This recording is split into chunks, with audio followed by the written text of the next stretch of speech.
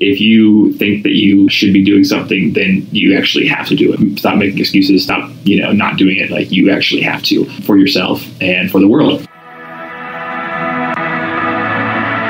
I'm Katie. I'm Anna. She's a psychotherapist. And she runs a photography empire. Together we make music and we podcast To encourage ourselves and you to do the things that scare us most. Hey everybody, welcome to another episode of the Doing Scary Things podcast. Today we get to bring you an episode with someone we've talked about in other episodes many times, our beloved producer, Josiah Prince. We loved recording our album with him, and we were so happy to finally have the chance to sit down and talk with him about other things he has going on in his life, the songwriting process, and all kinds of other things about being a professional musician and a producer, and music from an analytical perspective. So prepare for puns, because here's our interview with Josiah Prince. Will you tell us about yourself and what you have going on? My name is Josiah Prince. I am a dude. That's great. You're our first dude on the podcast, I think. No, I am a musician, guitarist, songwriter, producer, etc. I've been in Nashville, Tennessee, which is where we are right now, for 6 years, and have a home studio called The Ranch that we are also presently in. Yes. And I tour in a band called Disciple.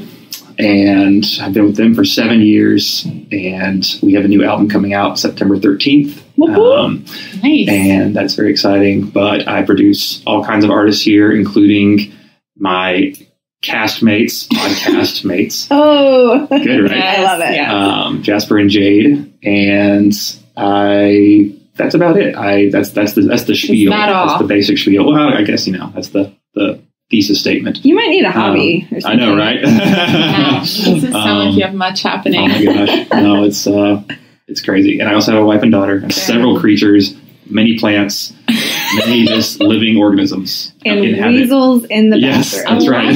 To keep alive, really. I know. You might say. Yeah. Whenever we got our beta fish, like last year, I was like, that's what I said. I was like, we really just needed another heartbeat in this house. We just didn't have enough. Seriously. What's a normal day look like for you? Is there a normal day? It's one of a couple things. If I'm on the road, then, which is about a third of the year, 40% of the year probably, I'm on the road, which means waking up in our tour bus, which is like my second home. And I love it. And the dudes that I tour with are all awesome, and we're super tight knit.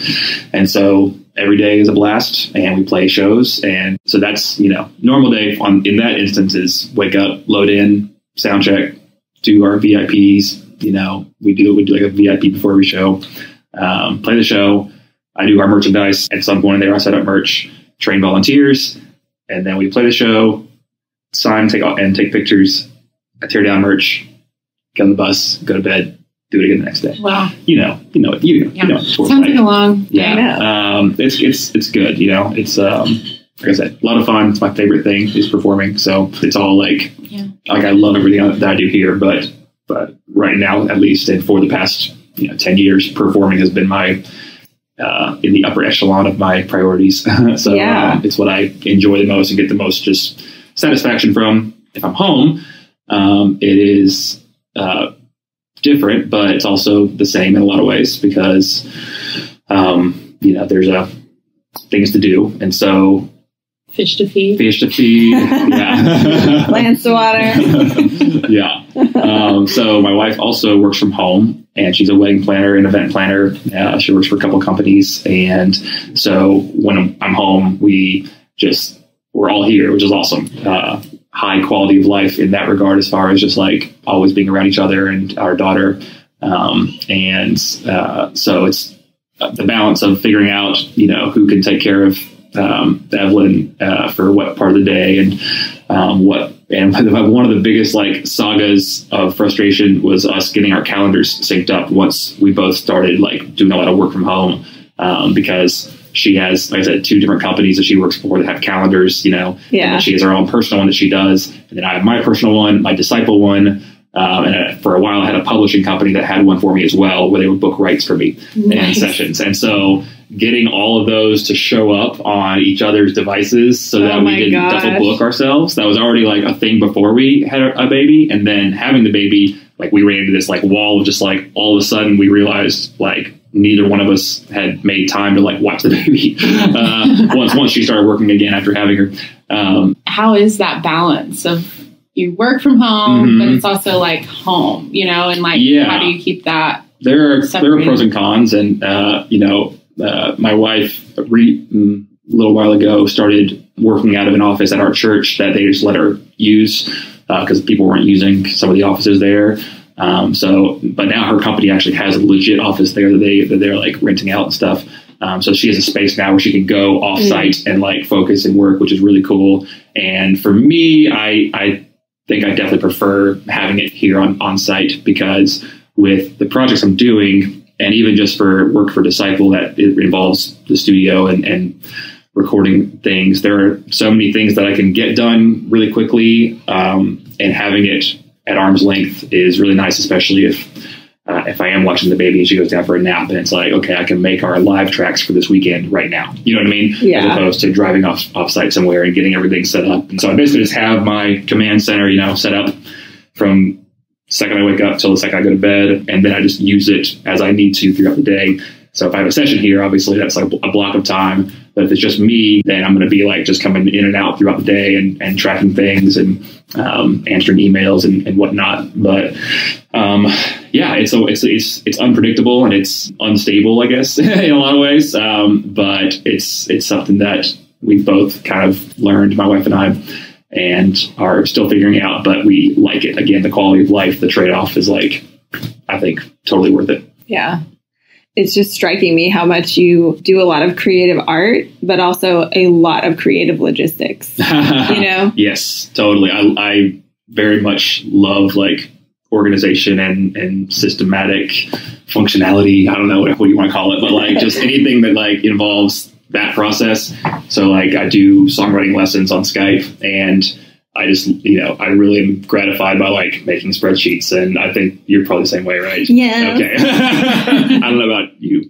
Are you the same way? No. It's not a diss. It's just a type of person, It's a disease. I'm very organizational. Okay, that's right. Because you TM and stuff. So yeah, I think we're all in the same boat. It's a struggle, and I've always felt a little bit like, wait, which part am I? Like, shouldn't I know? Like, which side should be like driving? And it's just. Yeah, I think y'all probably go through this. I think even just the conversations we had while we were recording your songs would kind of dance around this sometimes. But there's a lot of thought on my end, and I think on yours too, that goes into not just like writing a song, but what is the function of this song and what purpose does this song serve and what's the strategy that this song is like maneuvering. Right. Not to be like corporate-y, but like just on a level of function and trying to think of it.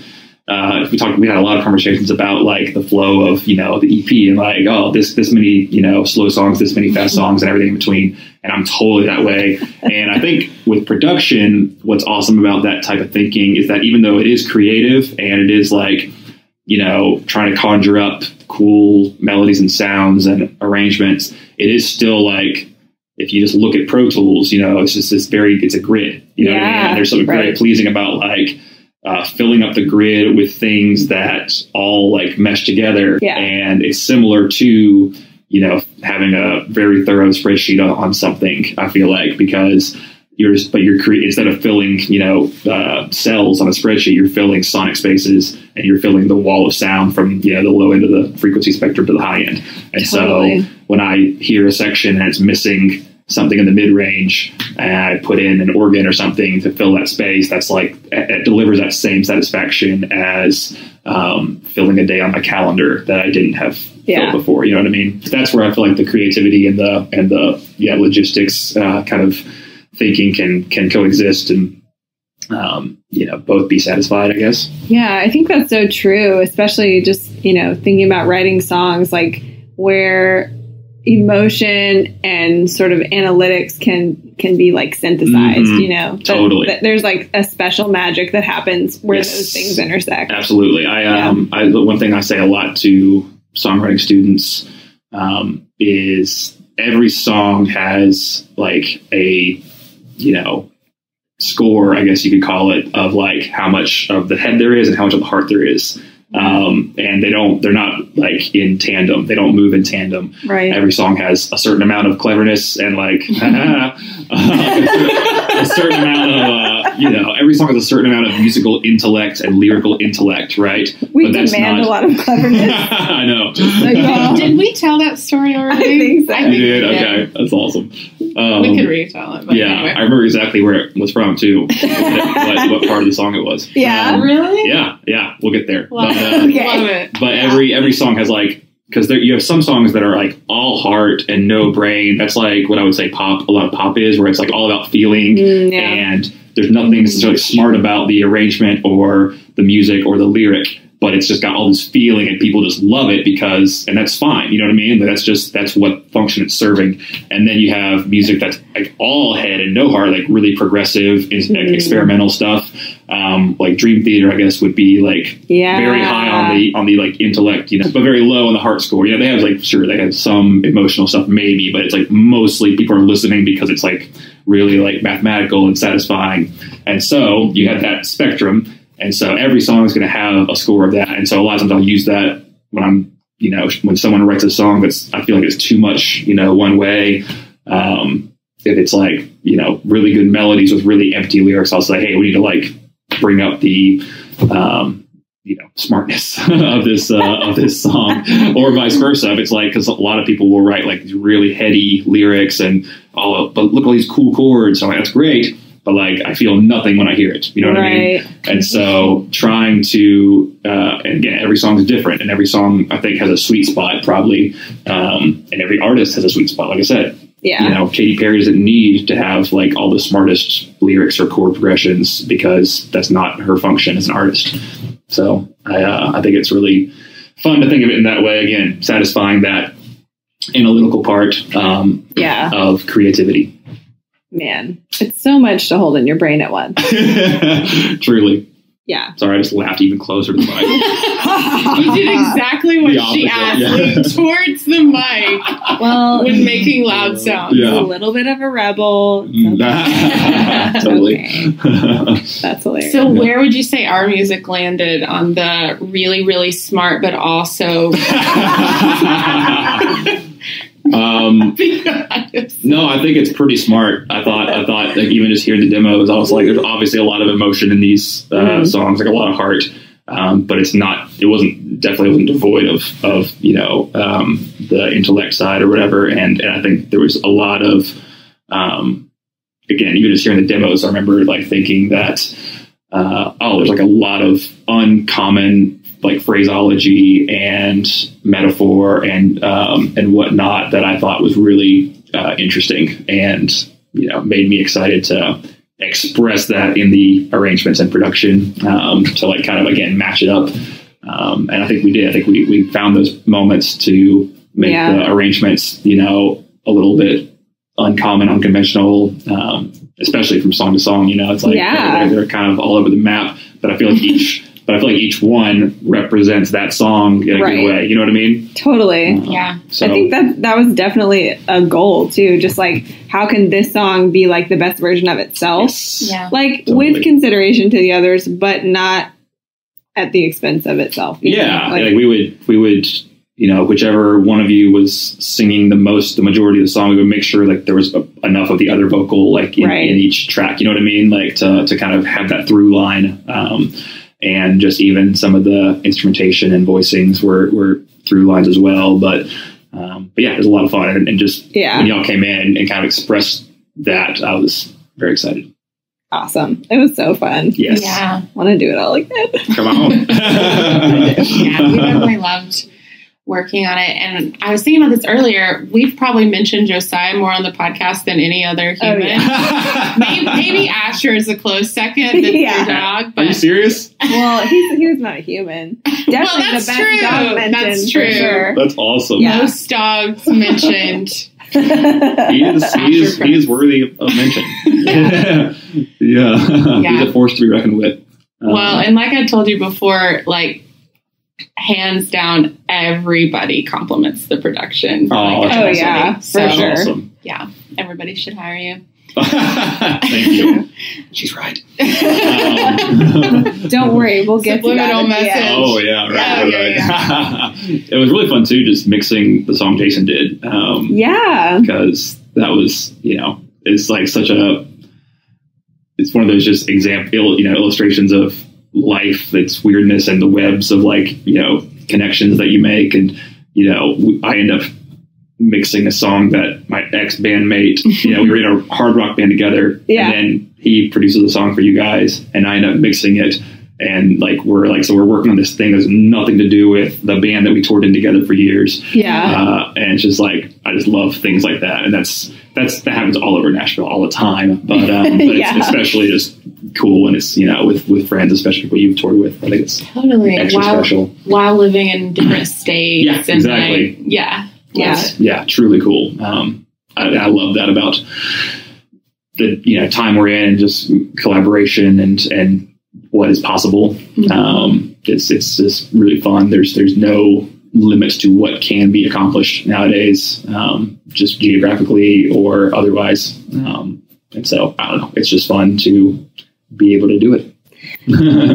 That also sounds so overwhelming to me. But seriously, something that is always has been so striking about you, in my opinion, is you're so positive. You seem so grounded and so positive, and you obviously have, all these things that you're doing in tandem and working them all together into a schedule, and with your family and with your different passions, and how does that work? I think a lot of it is just kind of like what I was saying before about it's scaling up your operation as it goes. My scary thing that I was going to talk about. Feel free. We're not going to ask you about anything scary. No, it wasn't. It was just when I was thinking about when the email you sent me, I was just thinking about what were scary or hard times. And totally. What came to mind was when we first moved here, and I had just joined Disciple less than a year prior, and was moving here with the intent, like most people do, gonna make it in music, gonna make connections and be a writer and be a producer, and had nothing really actually happening in that world, but just had the aspiration. And thankfully had a wife who was super supportive and also loved the city of Nashville already from her several visits before this. But so she was all for it.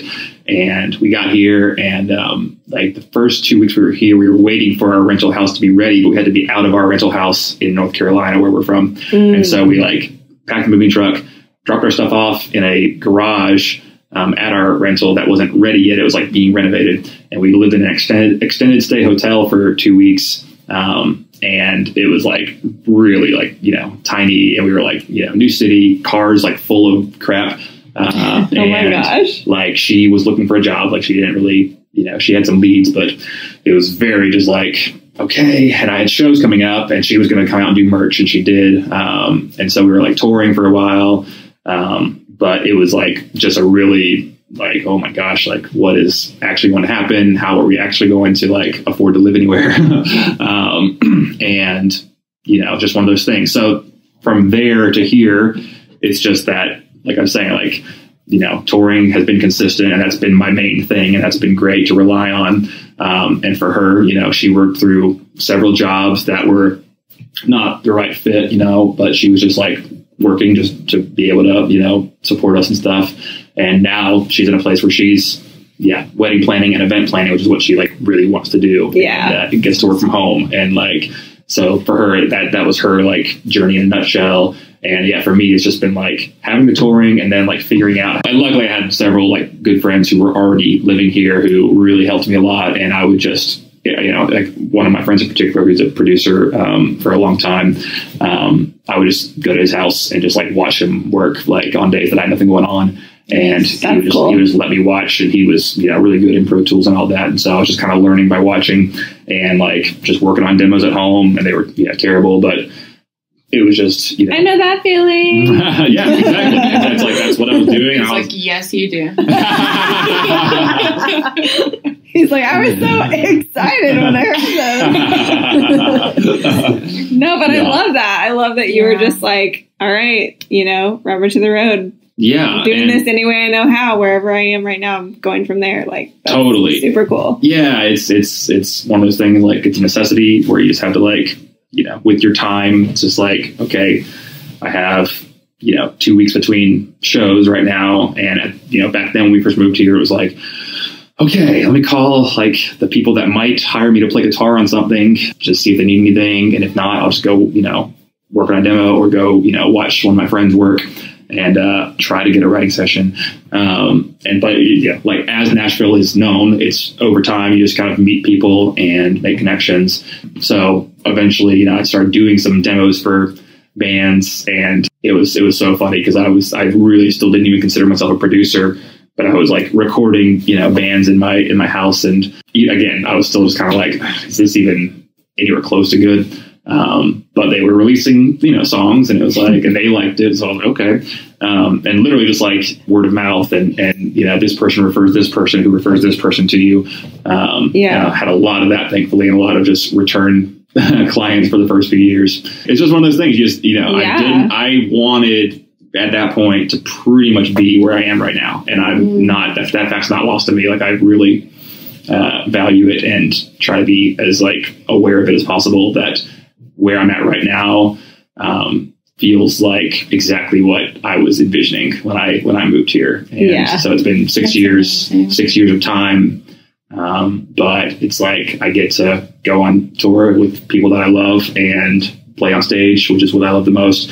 I get to come home and like just work on music. And it is a lot. And the calendar is my best friend. Like, just having the calendar is like such a, anchor for me, like, just to be able to make sure I'm not forgetting to do anything. It's a lot of fun. 6 years in, you're like, what? Wow, this is kind of what I actually had in mind. Mm-hmm. Like, surprise, here I am. Yes. Do you feel like that was a worthy 6-year investment? Totally. Totally glad you did it. Yeah. I mean, it definitely didn't look like what I thought. And there was a period where like I was on a publishing company writing a bunch, and they were booking me so many writes, and it was all over the place. And that was at the time what I wanted. And I was like, I just want to try everything. I just want to write country and pop and CCM and everything. So send me to all these writes. And that was really cool and exciting, because you're going into like, co-writing is really exciting because you go into a room, and a lot of times it's with someone you maybe haven't met before, and it's this like, phenomenon of like, ooh, we could leave in 6 hours with like the next whatever hit, and it's like gambling. It totally is. It actually very much is, because you usually lose. It feels terrible about yourself. Go on. Tell us more. Yeah. No, but it really was, that, and it was, some part of it was just the fit with the publishing company. It was not like perfect and whatnot. But they were awesome and super supportive and loved everything I turned in. But I just saw like a lot of what I was doing was not sticking or getting used. And I saw the highest batting average in my own genre, which is Christian rock. And that's where just I kept seeing, I would keep getting cuts on albums in that territory. And so it's like, but then I had, a year and a half ish worth of songs from all these co-writes, all these demos. And I was like, man, these are all like super good.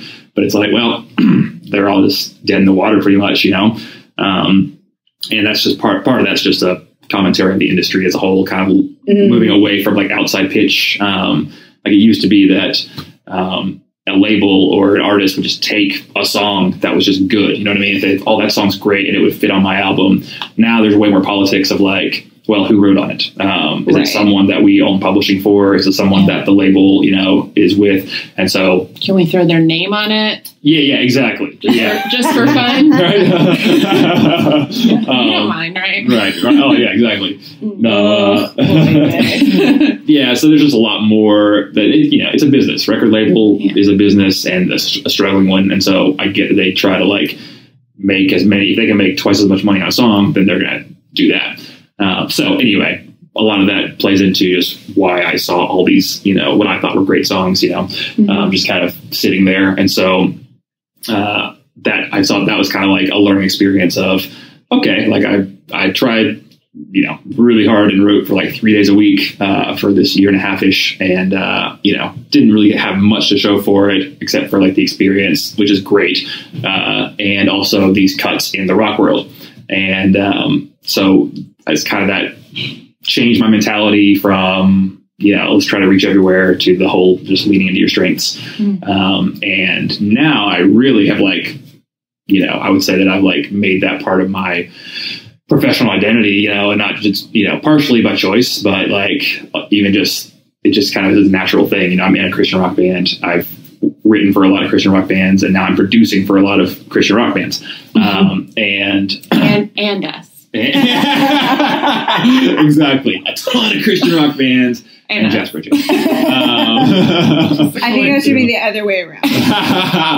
Yeah. Right. But, it's just one of those things. It is like anything. I think that, any creative skill, and especially, or even more so, like a specific part of a creative skill, repetition breeds, just better skill.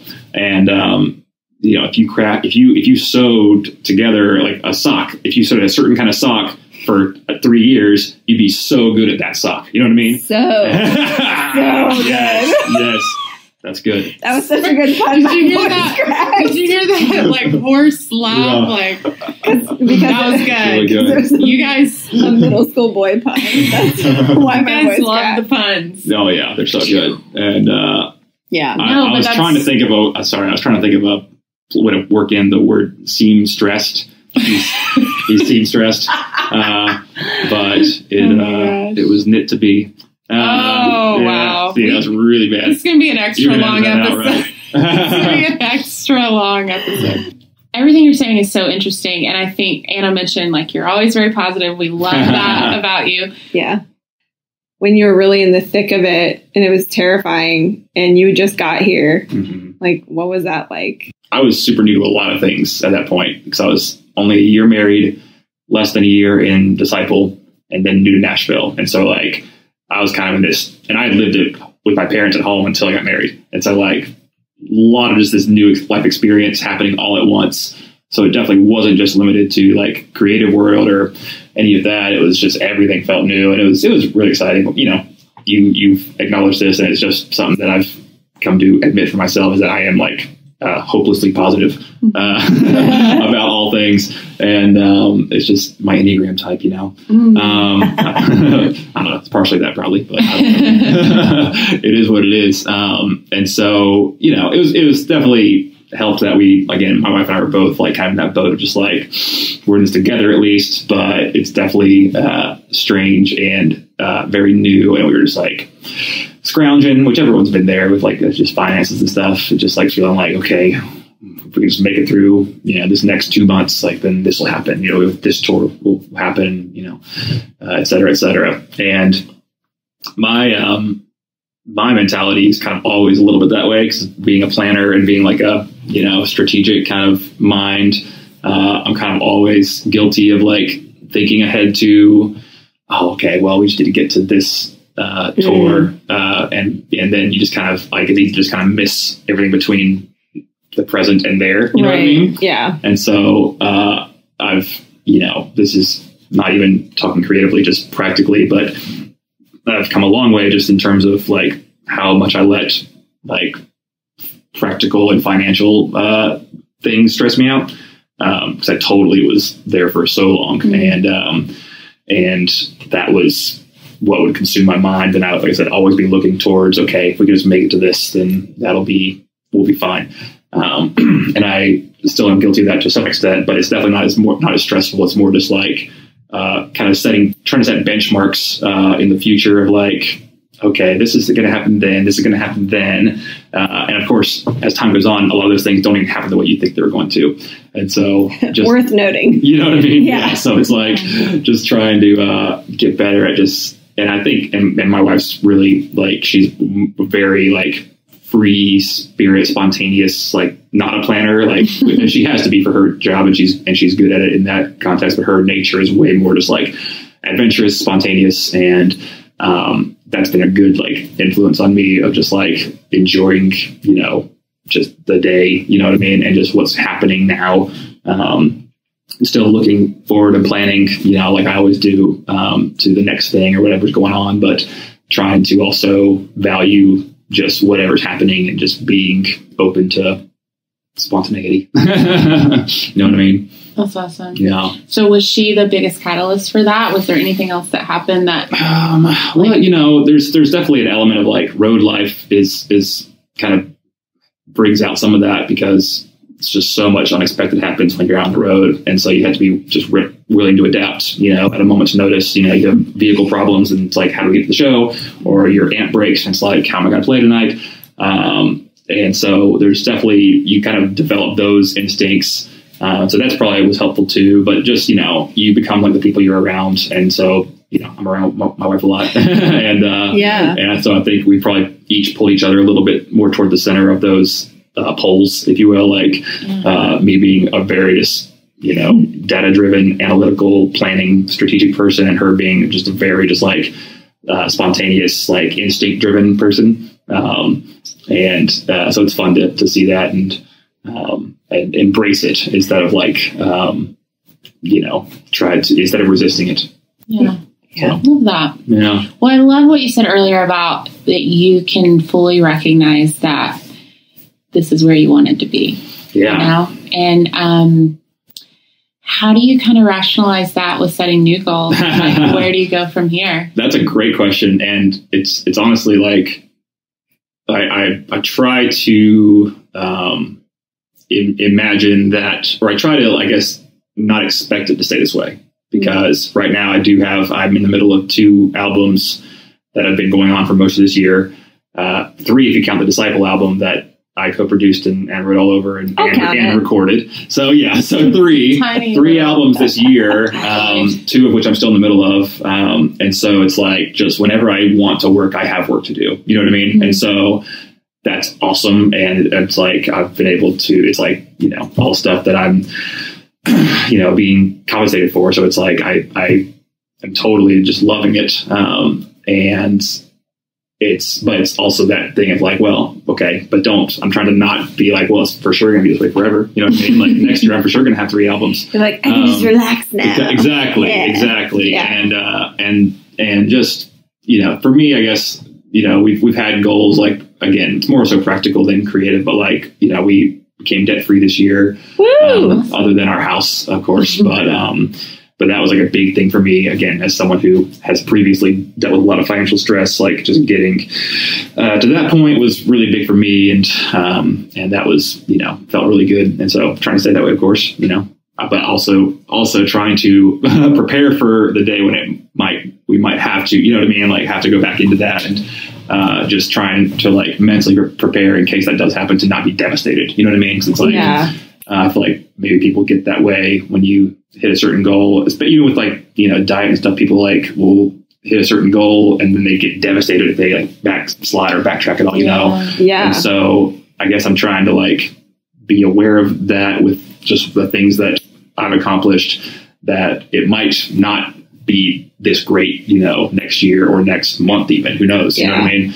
And so, just trying to appreciate it while it's here, but also like be prepared for, whatever I would have to do if it wasn't here. Like, you never know. So. Yeah. Like, to me, that kind of goes back to what you're saying, like being on the road, you learn to adapt quickly. Mm-hmm. You kind of develop these instincts for what happens when there's like a sudden problem that has to be solved really quickly or whatever. But also you adapt because you have to move through those situations. And so you're also collecting along the way this bank of experiences where you made it through. Totally. And I think that's really valuable. Also, like what you're saying, you don't want to get too comfortable and just assume that everything's going to be golden from here on out. Right. But you probably can have a different sense of confidence in yourself to figure it out if it happens than you would have had before, That's totally true. We all have different personalities and different things we could be scared of or fearful of. But it's like, I think when you go through a time where you weren't sure it was going to work out and it did, if you can remember that and hold on to that feeling, and it's so easy to forget. It's so easy to forget all the things that have gone right to get you to where you are. But I think that's definitely helpful.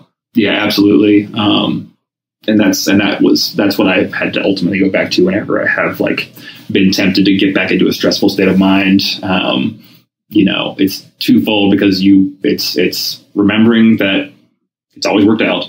Literally, it's always worked out. Yeah. Like, we still have a house and like we're alive. You know what I mean? Like, except for that fish. The fish is touch and go. Yeah, it's kind of on the precipice. Still currently alive. Yeah. So, but it's twofold. It's that. It's just remembering that everything's always worked out somehow. Yeah. But also like realizing how much better like life is when you're not stressed. You know what I mean? Like, just like, because that's very meta, I feel like. But it's that like in those moments where I'm like starting to like, get, perturbed thoughts or whatever. It's like, no, wait, hold on. Like, even just for the sake of knowing that life is better, like when you're not stressed, like just try not to be right now. And that's like a thing that doesn't work for everyone. It's like, and that's a little tangent here.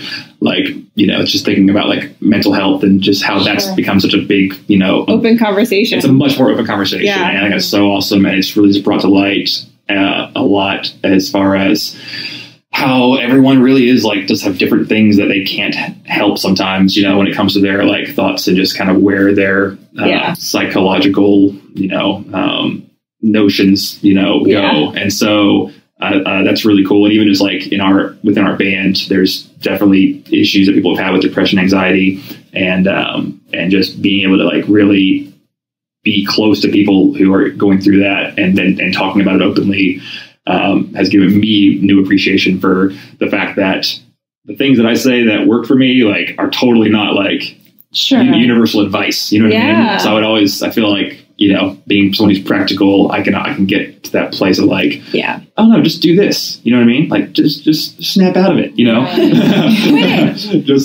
just think about it this way and it'll be fine. But it's like, that's a lot of assumptions in that statement of just like, oh, maybe they actually can't, that they're not wired to think about it that way. And whereas I am, and they're wired to think in ways that I can't even imagine. So, I think that's definitely good to point out. However, I do really like your mindset that, it has helped you at least that, like if I had just sat and worried about it, like how much time would I have lost because it did end up working out. Yeah. Totally. It's like a good reality check if you can zoom out to that point and go, I can go through this season or solve this problem and be stressed the whole time, or I can try to do what I can and not be stressed, and I'll still get through it. Like, exactly. Either way, I'm going to be at point B. Exactly. And I could stress or I could not stress, Yeah, your journeys will either be easier or harder depending on what emotional route you take or you're taken on. Totally. But so that being said, is there anything, thinking about like where you're headed, is there anything that does scare you? Is there anything you're uncertain about? Zero things. Perfect. I'm scared of zero things now. List of fears, zero.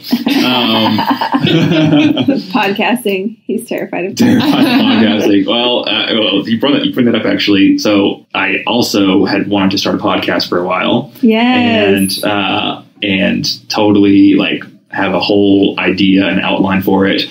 All these plans and a GoFundMe idea, all this kind of stuff.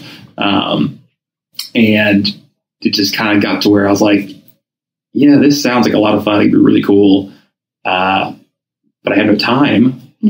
So like, I think of like, I would hate to like commit to it and launch something and then feel like, oh crap. Like, not that I can't do it, but now I have to do it. And not in like now I have to conquer my fears kind of way, but in like now I have to make time for this thing. Like, you know what I mean? Sure. And it's still like kind of just sitting in the chamber. If I ever do like feel like maybe next year I don't have all these albums to work on, and that would be a great time to do it. So I kind of take solace in that. So I think it's a really cool idea. It's about songwriting. I won't go into all of it because I don't want someone to steal it. Well, I remember what it was. Oh, nice. And it is a really cool idea. I will second that without giving it away. Thank you. And it's just one of those things, like totally got in like visionary mode and like, made all these, had these notepads filled with ideas for it and stuff. And I feel like if I had the time and launched it, I could totally have like, 50 episodes, quickly if I wanted to and if I had the time. But it was kind of that thing of determining and like accepting the fact like this is actually not the time for this, because it would actually decrease your quality of life because of the investment. And so just like sitting on it, because it's not, and again, it's one of those things. It's not like the thing that I was like made to do. Like this, that podcast could be really cool, but it doesn't like resonate with me on that level of like, this like needs to happen for me to be, fulfilled. You know what I mean? Yeah. It would just be another like cool thing that I would get to do, hopefully, if it worked out. And so kind of determining that, because like, and same with like the writing, it's like just figuring out like, okay, like that was fun to like write all these different genres, but it didn't like, deliver on the level that I, might have hoped. And so to keep trying would be, I think, spinning my wheels. I think that's huge. I think we talked about that. We did a whole episode about finding your passion, and that can be said in so many different ways. But that's like a huge one, because a lot of people have several things they're passionate about or that they would enjoy. Right. And like figuring out, I mean, it's prioritizing basically, but it's figuring out, okay, like I'm willing to trade my time for this, I'm willing to trade time away from my family or whatever. And it is interesting with something like that, like what you're kind of speaking to, is that there's some level of commitment where there's like part of executing it that kind of becomes all or nothing, or feels like you have to be ready to be fully invested in it. Or you can just take a break over the summer. Totally. No, y'all have what, like 30 episodes? Like 33, 33 over a year? You're going to be 35, I think. Yeah. That's awesome. I know, right? So that's like a major triumph to like even have that many, under your belt. That shows like a certain consistency. And so I would expect that of myself. That's what I know. Yeah. You know what I mean? Like I would expect that of myself if I put it out there. Right. And I think there's something to that, just like, and not to be like all social media branding, this and that, but it's like, I do want, if there's something attached to my name and like something that I've like, put out there, I do want it to like, not be just this straggler of a thing that, just kind of fizzles out. I guess just want to focus my efforts on the things that I feel like are, long-term and delivering. Totally. I think that's a realistic perspective. I was talking to a friend, it was actually Meg Kissack. We've had her on the show before. She's amazing. And she was saying she struggled with the social media thing. And she was saying, people our age tend to look at it as like an inconvenience, right? She's like, people under a certain age just look at it as like, of course you have to do that. Yeah, it's just life. That's part of it. And so life, I really do feel like when you're thinking about starting any kind of venture, like you have to understand, like you have to do all of it, you know? And so if you don't have the time for that, then you don't really have time for any of it, That's totally true. Yeah. And there's still that we're still on the curve of that, or, the curve of that, like adoption of everyone kind of getting that, I feel like. Yeah. Because I see bands all the time that are not good at it. You know what I mean? It's like, man, like, you're missing out. Like, like you're not making the impact that you could be making. And because even though at the end of the day, for an artist, the song is the substance. The song is the meat. The song is what, drives the career, if you will. Like, at the end of the day, that's what people will come for. But like, if you're not, pushing all fronts in today's world where everything is screaming at you and there's ads everywhere, and there's great music at everyone's fingertips all the time. Yeah. You know what I mean? Like, your songs can be great, and that can still not be enough. You know what I mean? And so it's like having everything else around that, all the auxiliary mechanisms happening, is crucial. And people who do it well, that can, people who do it really well can have success despite their music not being as good as, you know what I mean? Like, because, you have the right kind of strategy. And again, that's... Who are you thinking of when you said that? I don't know if it was in particular, but like just... You don't have to name names. Yeah, I can't think off the top of my head. Wilkes. No, I'm kidding. Jason's very good at social, though, and I think he does it really well, especially for someone who is so introverted as he is. He's very, I think, very great at like putting content out there constantly, even though I know for a fact that it's not in his like nature, and maybe it's becoming that, you know what I mean? Like over That's time. a good example though of not just not doing it because you don't like it or because it doesn't feel natural. It's like understanding like this is crucial. Yeah, you got to find the way to do it. Yeah, whatever that way is. He's doing a great job at that, I think, and it for sure pays dividends. You know, like you see the results.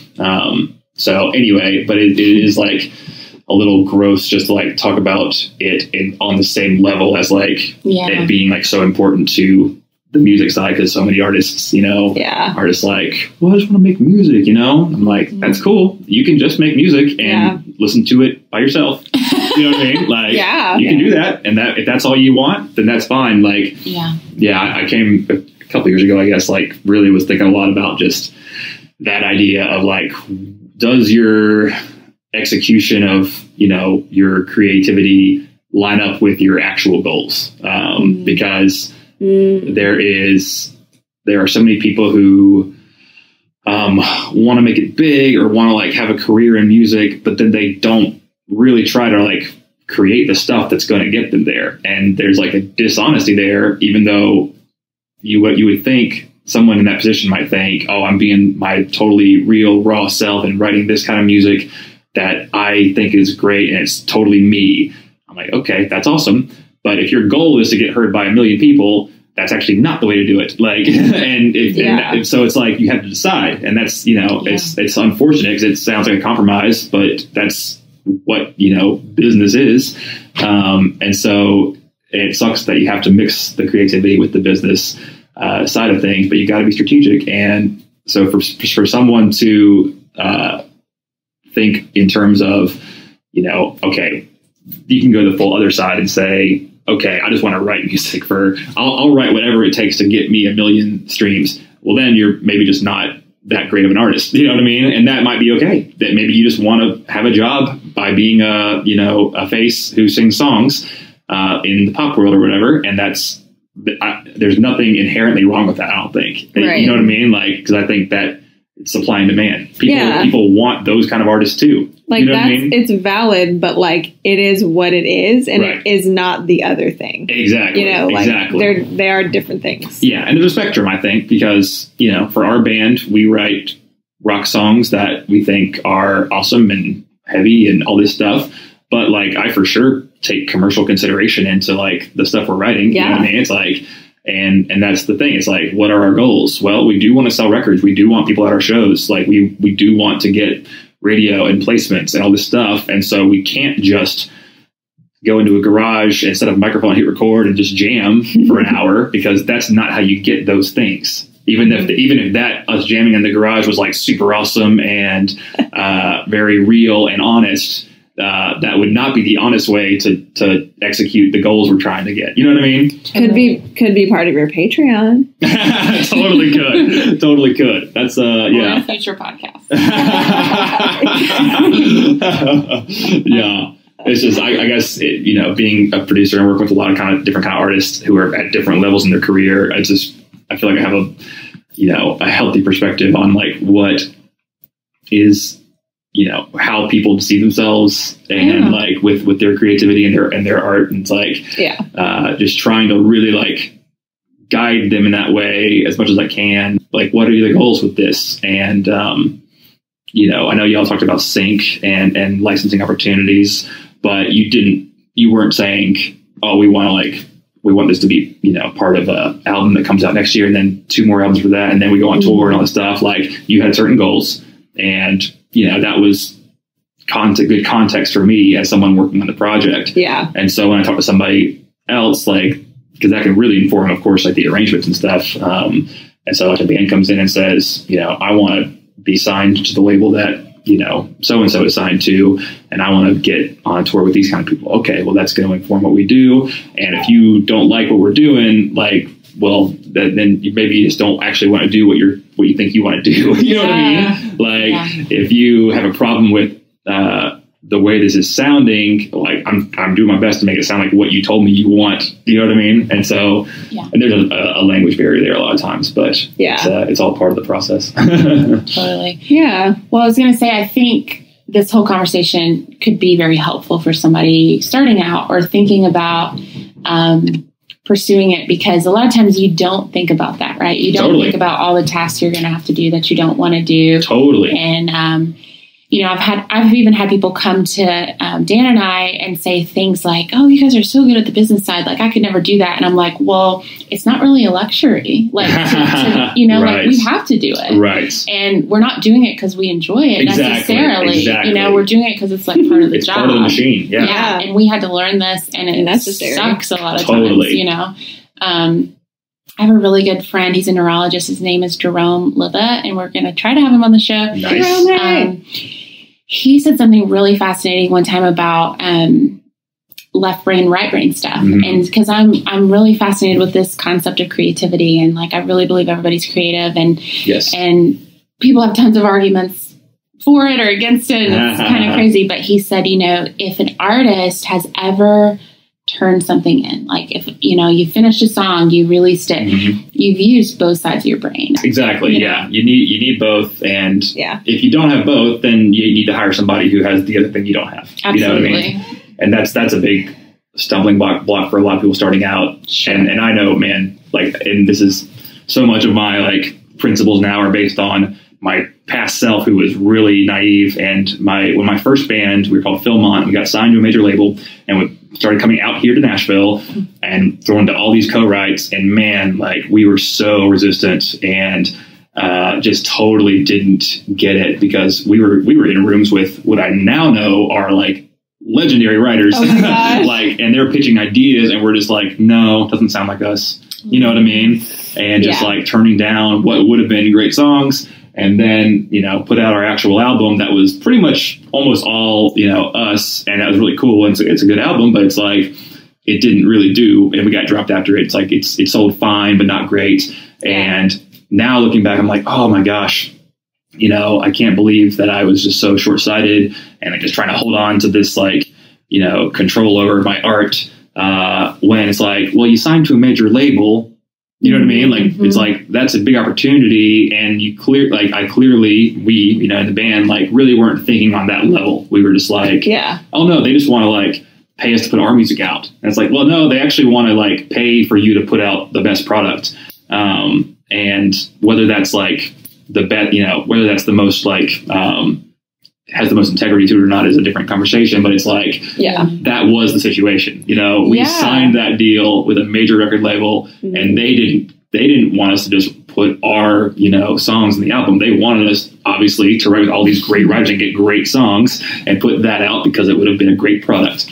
And we totally didn't recognize that. And now I write with bands who are in that same spot, who are hesitant to even come in here and write with me. And so I have a lot of sympathy, and I try to just be like, look, you know, I promise you're not sacrificing everything. What do you want to do? You want to tour full time? You want to have radio success? This is how you do it. Like, you write with people like me, and you let producers take your stuff and make it better. And so I try to like really gently like show them like, hey, like it's not a me against you, or like your artistic integrity against, you know, the machine. It's like, unfortunately, if you want to make a living with this, it is a business that you have to think of on a commercial level to an extent. And just, you know, try to get past the fact that it's not just you with your guitar. You know what I mean? That clarity is so important. You know, it's like, I was just thinking that, spoiler alert, I met you when you were in Philmont. That's right. And that's right. Yeah. You seem many moons ago. Yeah. Many moons. Totally different hair ago. Oh yeah. Both of us. Totally different genre situation. Yeah, we did. We both very many hairs ago. You were very emo, if I remember correctly. Ooh. Was I? I wore bright colors. I know. Well, it was like Warped Tour. Like, it was very like Warped Tour-ish. Yeah. I've always been kind of a theater kid, but you know, I did have the bangs. Was that the High Flight days though? Oh yeah, because there was definitely a look. You know? We all had the same bangs. Sweeping. All the guys and you had and me and Chelsea. Everybody had it. So true. I was going to say, so Chelsea true. Definitely gave me that haircut. Yes. There you go. Yes, thank you. Yeah. I think Chelsea gave me my last haircut. Like, I haven't had one since the last time she cut my hair. Should we check in with her on how long ago? Yeah. Like, legitimately, I think the last time I That got was like 2 salons a ago. real haircut, yeah, it was like probably 4 years ago. Oh my and then God. I just got like, 4 years. trims since then. But anyway, Wow. Yeah. tangent, but No, it's great. Hair is always a worthy tangent, in my opinion. yeah. So back then, when you were in Philmont and with your record deal, it sounds like you guys just nobody had provided you that clarity. So it's like a thing where you got signed, but that actually wasn't what you signed up for. Yeah, Right. it was one of those things too that you can't. There are some things in life that you can't be told. Yeah. And understand. Right. You got to go through it. You know what I mean? Absolutely. There are those kind of things where it's just like, because parents, I think, are that way, where it's like your parents told you so many things that you're just like, okay, like you couldn't actually get it until you grew up some and then realized, oh yeah, like that's what he was talking about. Or that's, Yeah. so it was that kind of thing, because for sure they were, the label and our manager were like, you should probably, consider this song that this guy like is trying to pitch for you. And we're just like, no, and no one made us do it. So that was the disconnect, I guess, was that no one made us do it. And so we just stuck our heels in the ground and said, no, like, this is the album we're going to make, is like, all the songs that we like.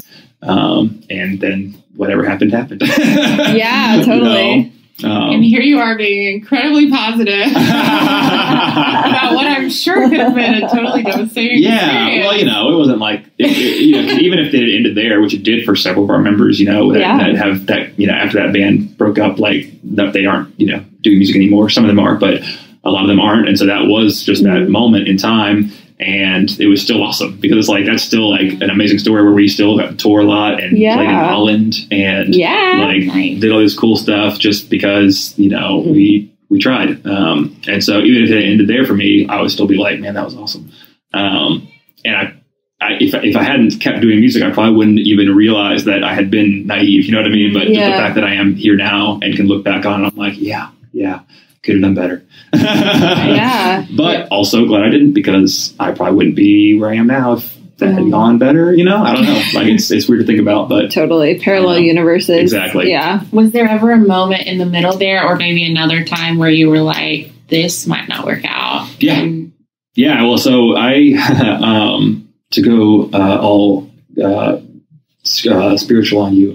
Sure. Yeah, like right before I got married, I like felt like, okay, I'm supposed to leave Philmont, the band that I had started 7 years before, and we had gone and gone. We did that album. We had gotten dropped. We had done another EP, and we were like just touring, but it was like really like kind of plateaued. And I just like strongly felt like I was supposed to like stop playing with them, and so I told them, this was in 2012, and I told them in, I think, March that I was going to just finish out the summer, the shows we had booked, and then leave. And I didn't really know what I was going to do. I was like, I kind of want to produce, maybe. Like, that was what I said at the time, because I didn't really know what else would happen. That timidly, I kind of want to produce. Yeah, right. I mean, it really was that. I was like, I think I could. Like, I love like being in the studio, and in my mind, I could envision myself doing it, but I had no skills at the time. And so it was totally like, I was going through that whole summer playing these shows, knowing they were my last couple dozen or whatever. And just like, there was one guy that I had a friend of a friend who, was like a pop artist who needed a guitar player for like a few dates. And I was like, okay, well, I have that maybe. And otherwise I was just like in, my studio just trying to like get better at recording. And then in the middle of the summer is when Disciple called and said, hey, we need somebody, starting literally the day after the last Philmont show that was booked. Wow. So like, to me, it's like super divine. But like we had already planned like our final show. The day I was going to break up, and it was our final show at this festival in South Dakota. And Kevin from Disciples like, well, I need you for this date. And it was the day after in West Virginia. And so I flew from my final Philmont show to my first Disciple show the following day. And so, but there was that limbo after I had told them that I was going to leave, where I was totally, again, newly married, still in North Carolina, but planning to move to Nashville eventually. And then there's those months where I was just like, man, I hope something comes along, or I hope I start getting work, And it was just kind of one of those things. Again, just kind of like ignorantly, just like pressing on, just like, I'm just going to, come in here and work some more. And man, one more day happened and nothing really came through. So I don't know. Let's, we'll just try to get tomorrow. And then when that call came in, that was like, gosh. So that's one of those things. Yeah. You got to remember it works out. Absolutely. Absolutely. And then, you made room. Yeah. And something came to take the spot. Yeah, that's true. That's true. I love that. So yeah, that's how I made my millions.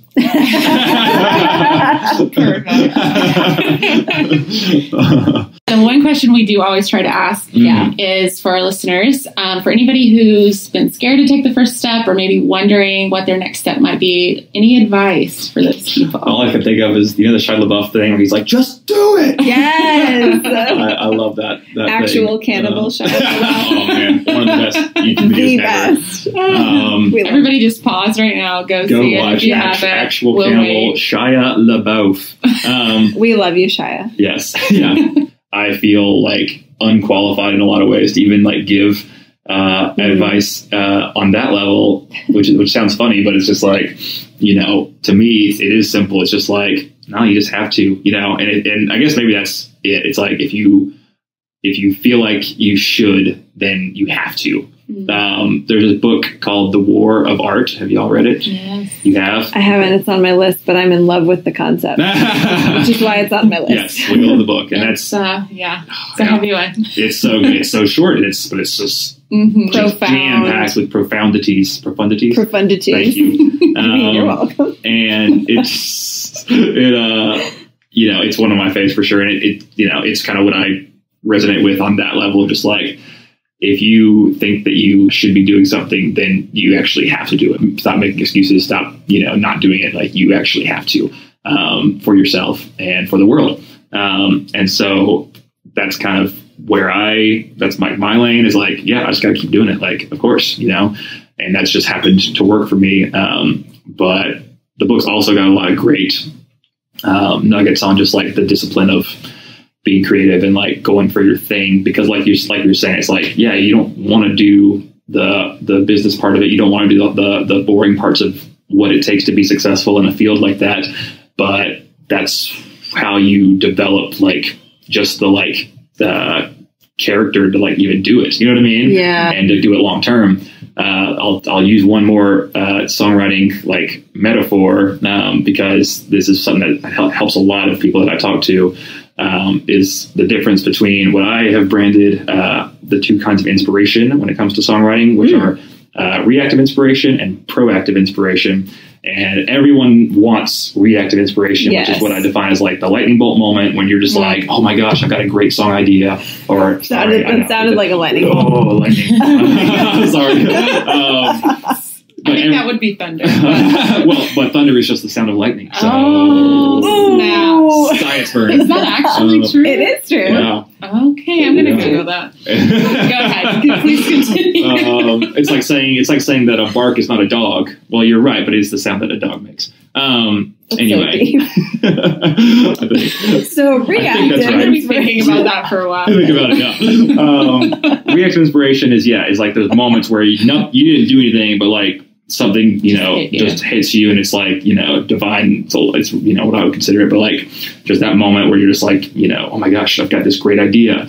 And that's awesome, because those tend to be great ideas, the ones that come like that, because, and they're very exciting. And when you capture it in the bottle, it's like, that's normally really great. And so it's easy to like, a lot of people that I work with just want to like wait for those, and they just want to wait and wait for those, because that's easier, because when it strikes you, you have it. And then you just have to like, maneuver it into something. Proactive inspiration is where you sit down at that piano and you just play for a half hour and maybe nothing comes out. But that's part of it. And you have to do that. If you want to like be someone who creates on that level, then you have to have both. And what's funny is that when you get into the proactive situation and you're doing it consistently, the reactive stuff happens way more. Yeah. It just does. And that's just, it's like, you know what I mean? It's a strange science, but it's true. It's like the more you are opening yourself and have your antennas up to ideas and creativity, the more it's just going to come down from like wherever it comes from. You're like a taller, more conductive lightning rod. Exactly. I'm proud of that one. That was really good. Really good. She's been thinking about that for like 5 minutes. I was like, I can tell she has stop talking so I can say my thing. You're like, and I got really still. Still and really quiet. She's like, I can't forget this one. Oh my gosh. Well, I was like, I got it. I know what happens. It's really I good. can extend the metaphor. Here we go. It's my favorite thing to do. Oh my gosh, it's great. But yeah, and true. I think for anyone who's creative or wanting to do it, it's like you have to just come to terms with that. Yeah. Because even for me, as someone who's been writing and recording stuff for a decade plus now, it's still like it's not my favorite thing to come in here, just grab a guitar and just like noodle around. But when I do, so often something happens. You know what I mean? And then I'm like, man, I'm glad I noodled around today. Like.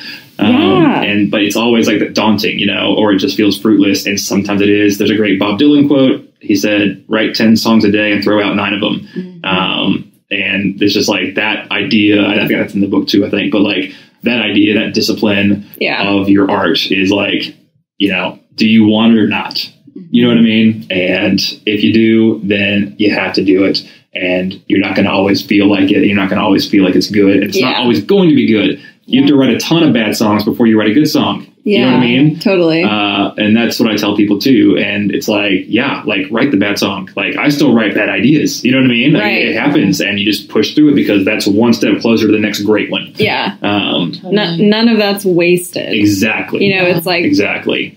Yeah, it's like a fallacy to think, well, that noodling around that was fruitless was a waste of time. Yep. It was not a waste of time. Not at all. Again, it's just about having the antenna up. And the more you do, the more the ideas will hit you. And strike you dead. Oh my goodness. And we just took a dark turn. And we're back to death. Maybe I am emo.